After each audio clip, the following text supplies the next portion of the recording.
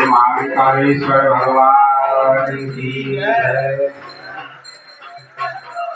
वीरभद्र पर बड़े प्रहार किया, उनके लगने से वीरभद्र का सिर फट गया और बहुत सा रक्त बहने लगा। वीरभद्र व्याकुल हो धराशायी हो गया। तब वीरभद्र को पृथ्वी पर गिरा देख करके शंकर के गण चिल्लाते हुए संग्राम भूमि को छोड़कर के भागने लगे। सनत कुमार बोले, अब रुद्र रूप महाप्रभु शंकर उन वीर गणों के साथ नंदी पर चढ़ करके आस्ते हुए भगवान शिव की युद्ध भूमि में। तब उनको आया देख करके उनके पराजित गण फिर लौटे और सिंहनाद करने लगे, अपने आयुध के देश के ऊपर प्रहार करने लगे। भीषण रूपधारी रुद्र को देख के भागने लग गई। भगवान शंकर युद्ध करने लगे। तब युद्ध में आपने देवतियों को पारांगमुख होते देख जलंधर हजारों बाण छोड़ता हुआ शंकर की ओर दौड़ा हो जाता। इतने में शंकर जी ने जलंधर के सब बाण जालों को काट डाले। अपने अन्य बाणों को आंधी से दैत्य को अपने बरसे से मारा। बलाहट का भी सिर काट दिया। घसमर भी मारा गया और बलाहट किसी को शिव के उसके बाणों को काटते रहे, यहाँ तक कि इन्होंने जलंधर को ध्वजा छत्र धनुष को भगवान शिव ने काट दिया। फिर 7 बाणों से उसके शरीर में भी तीव्र आघात भगवान शिव ने पहुंचाया। धनुष के कट जाने से जलंधर ने फिर गधा उठा लिया। शिवजी ने एक प्रचंड बाण मार करके उसकी गदा के टुकड़े टुकड़े कर दिए। तब उसने समझा कि शंकर मुझसे अधिक बलवान है। अतः उसने गंधर्व माया उत्पन्न कर दी। अनेकों गंधर्व अप्सराएं प्रकट कर दी। जलंधर गण प्रकट हो गए। गुण से मैं गौरा और रजोगुण से लक्ष्मी और तमोगुण से ज्योति के रूप में रहता हूँ। आकाशवाणी ने कहा कि इनको तुम अलग अलग मत समझो, मेरा ही अंश है सब। जो गौरा है पार्वती, ये सद्गुण से मेरे अंश से उपजी है, गौरा है। और रजोगुण से उपजी है, वो लक्ष्मी है। तमोगुण से जो है वो ज्योति स्वरूप है। अब आप लोग मेरी रक्षा के लिए अब देखिए कि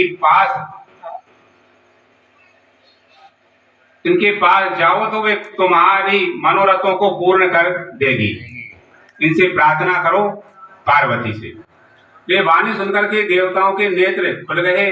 वे सब भगवती के पास पहुंचे। गौरी, लक्ष्मी और सरस्वती को जाकर के इन तीनों को ही प्रणाम किया। सब देवताओं ने भक्ति पूर्वक उन सब देवियों की प्रार्थना की। उस स्तु से 3 ही देवियां प्रकट हो गई। सब देवताओं ने प्रसन्न होकर के भक्ति पूर्वक अपना निवेदन किया। देवियों ने कुछ बीज देकर कहा, इसे ले जा करके। उस देवियों ने कुछ बीज दिया और देवताओं को कहा कि इसे ले जा करके वे दो तो तुम्हारे सब कार्य सिद्ध हो जाएंगे। ब्रह्मादिक देवता उन बीजों को लेकर विष्णु के पास पहुंच गए। वृंदा की चिता भूमि में उस बीज को जाकर के देवताओं ने डाल दिया। उससे धात्री और मालती और तुलसी माँ प्रकट हो गई। जो बीज लाया था वो तीन ही देवियों की शक्ति से जो बीज दिया था, तीन ही देवियों ने, वो तीन ही बीज से, एक से तो धात्री हो गई, एक से मालती और एक से तुलसी प्रकट हो गई। विधात्री के बीज से धात्री, लक्ष्मी के बीज से मालती और गौरी के बीज से तुलसी प्रकट हुई। विष्णु जी ने जो ही उन स्त्री रूप वाली वनस्पतियां हो गई थी, वे तो वृक्ष बन गया था। वनस्पतियों को देखा कि एकदम भगवान विष्णु उठ के वहां से खड़े हो गए, उस चिता में लौट रहे थे।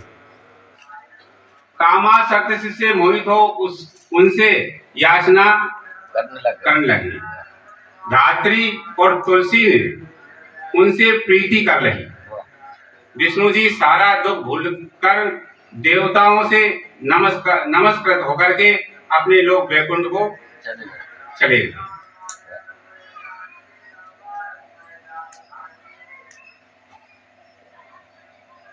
बस और अच्छा है।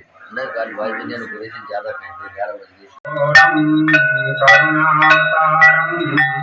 संसारिसारं भुजगेन्द्रहारं सदा वसन्तं हृदयारविन्दे भवं भवानी सहितं नमामि, भवं भवानी सहितं नमामि। तानि तानि पापानि जन्मानि तानि दृश्यन्ति दक्षिणं पदे पदे तारार्पित्यं समर्पयामि नमः। आत्मवन्तं देववन्दं श्रीकरणं आरार्पित्यं समर्पयामि नमः। बोलो महामृत्युंजय भगवान की जय। श्री रामचंद्र भगवान, सतगुरु भगवान की जय। सनातन धर्म की जय। नमः पार्वती पतिव्रताय महादेव।